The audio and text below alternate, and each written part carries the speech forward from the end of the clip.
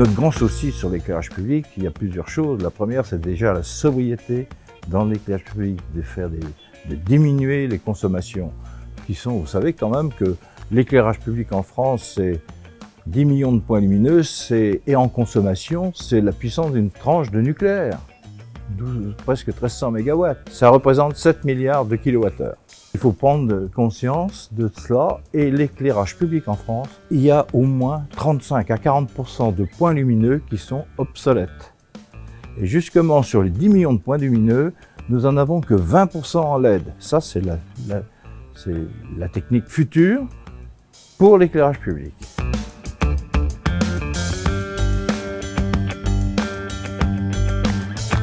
Si on était obligé de rénover ces 10 millions de points lumineux, ça coûterait approximativement entre 10 et 12 milliards d'euros. Dans le plan de relance, l'éclairage public n'a pas été retenu, mais par contre, comme nous avions fait avec notre fédération le programme ACTE, vous savez, il y a eu le programme ACTE 1, ACTE 2 pour les bâtiments, et dans ACTE 3, nous avons eu une part pour l'éclairage public. Cette part s'est montée à 10 millions d'euros, et ça, justement, nous avons appelé LUM ACTE. Voilà, c'est le programme LUM ACTE qui représente 10 millions, et c'est surtout pour les... Alors, ces 10 millions, ça va servir à quoi?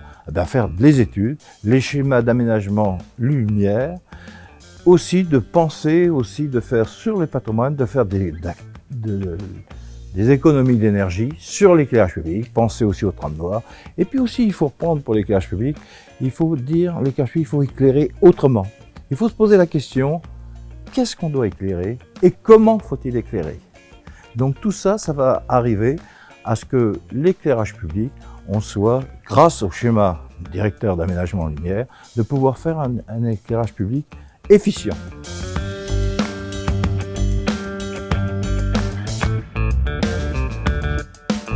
Il y a une autre façon de faire de la sobriété énergétique, c'est de couper l'éclairage public la nuit. Et justement, ça va dans le bon sens aussi pour la biodiversité. C'est l'autre programme, il faut aussi la pollution lumineuse, il faut l'éviter au maximum. Sur la Côte d'Or, sur les 675 communes qui font partie du CISECO, j'en ai 671 qui m'ont donné la compétence au syndicat éclairage public. Et sur ces 671, il y en a 470 qui coupent la nuit, une partie de la nuit avec des programmes. Vous savez que maintenant, on peut commander l'éclairage public par des coffrets avec des horloges astronomiques. Et ça pose une souplesse énorme. Et justement, ces communes, et j'ai beaucoup de petites communes sur les 675, eh bien tout de suite, ça leur a fait 30% de gains sur les consommations d'énergie pour l'éclairage public. Et ça, c'est pas négligeable puisque l'éclairage public représente en gros 40% du budget de la commune pour l'électricité.